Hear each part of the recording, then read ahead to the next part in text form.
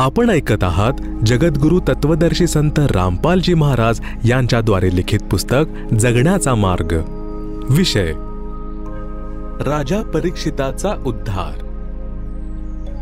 ज्या वेळेस राजा परीक्षिताला ऋषीच्या शापामुळे तक्षक साप डसणार होता, तेव्हा राजा परीक्षितजी यांच्या उद्धारासाठी श्रीमद भागवत म्हणजे सुधासागरची 7 दिवसांची कथा करायची होती.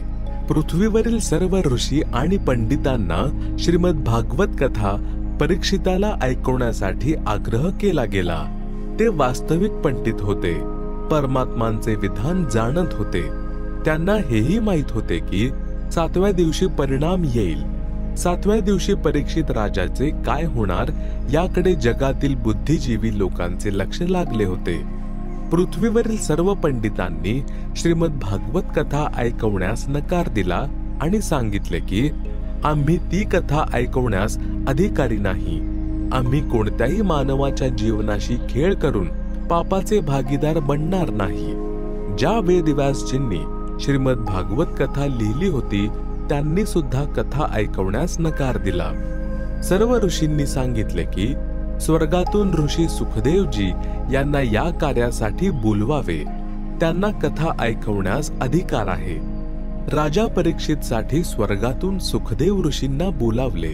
काही काळ नरक भोगून युधिष्ठिर स्वर्गात पुण्यफळ भोगत होते.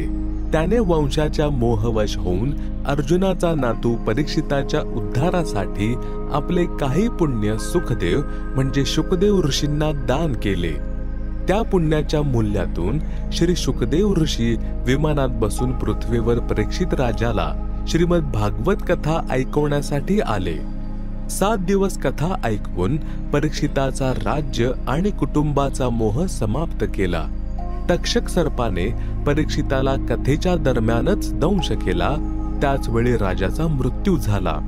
परंतु कथा ऐकल्याने परीक्षित राजाचे लक्ष प्रपंचामधून दूर होऊन स्वर्ग सुखामध्ये लीन झाले होते.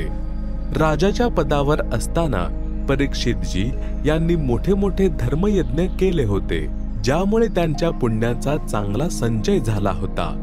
वाणीमध्ये परमात्मांचे विधान सांगितले आहे की कबीर जहां आशा तहां बासा होई, मन कर्म वचन सुमरियो सोई.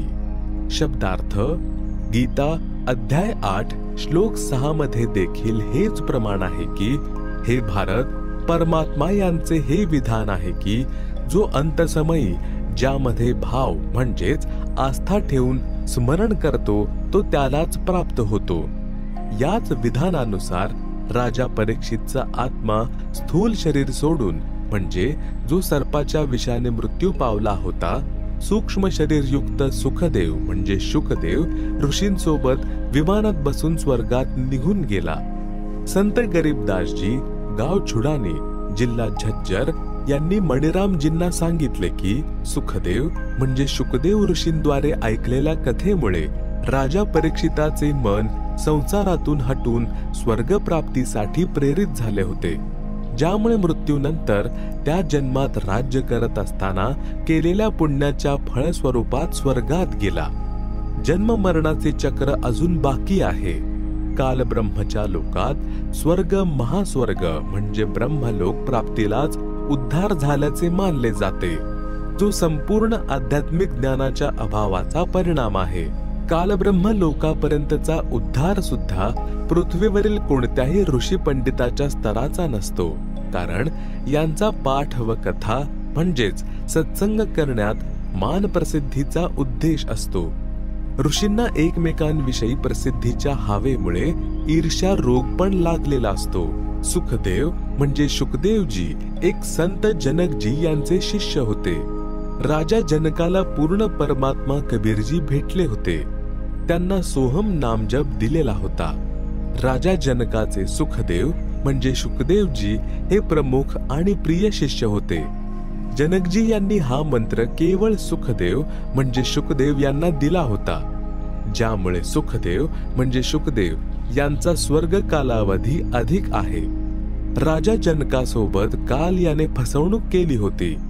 त्यांनी आपले अर्धे पुण्य नरक भोगणाऱ्या 12 कोटी जीवांना दान केले होते. त्यामुळे त्यांचा स्वर्गातील कालावधी कमी राहिला होता आणि ते सन 1469 मध्ये पंजाब प्रांतात भारत देशात श्री कालूराम मेहता खत्री अरोडा यांच्या घरी श्री नानक नावाने जन्मले होते.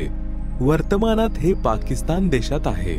सुखदेव म्हणजे शुकदेव यांना पृथ्वीवर कोणाशी कसलाही द्वेष तसेच ईर्ष्या किंवा मान प्रसिद्धीची इच्छा नव्हती.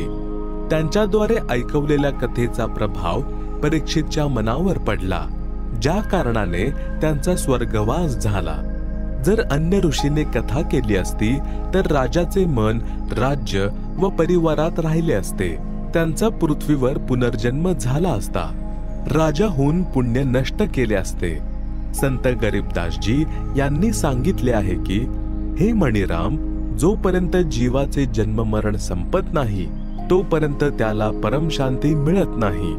नंतर राजा होऊन राज्याच्या हानी लाभाच्या अग्नीत जळतो, निर्धन होऊन दुःख भोगतो, मग पशुपक्षी इत्यादी इत्यादींच्या शरीरांमध्ये कष्ट भोगतो.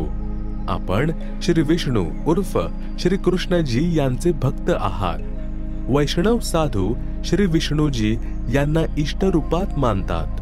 तुम्ही हे सुद्धा मानता की श्री कृष्ण म्हणजेच श्री विष्णूजी यांनी श्रीमद भगवत गीतेचे ज्ञान अर्जुनाला ऐकवले. गीता ज्ञान ऐकवणारा गीता अध्याय 18 श्लोक 62 मध्ये स्पष्ट करतो की, माझ्यापेक्षा अन्य कोणीतरी परम ईश्वर आहे. हे भारत, तू सर्व भावाने त्या परमेश्वराच्या शरणात जा. त्या परमेश्वराच्या कृपेनेच तू परम शांतीला तसेच सनातन परम धामाला म्हणजे सतलोकाला प्राप्त होशील.